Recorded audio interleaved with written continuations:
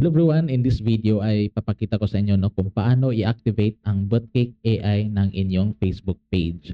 So first ay pupunta lang tayo dito sa default reply. And dito naman ay kailangang i-activate natin siya. Activate and don't forget na i-edit itong once per 24 hours and immediate.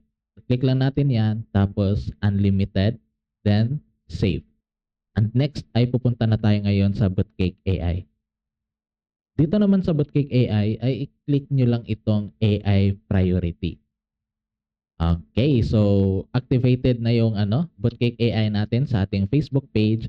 At ngayon, additional lang, if ever gusto nyo na merong smart delay, yung pag-respond ng AI sa page ninyo, pwede nyo rin siyang lagyan dito sa AI settings. Tapos smart delay ay lagyan natin ng 5 seconds. Nang para sa ganun ay hindi siya masyadong mabilis mag-response once the customer send an inquiry sa Facebook page natin. And yun ang whole process ng pag-activate ng ating Botcake AI sa ating Facebook page here in Botcake.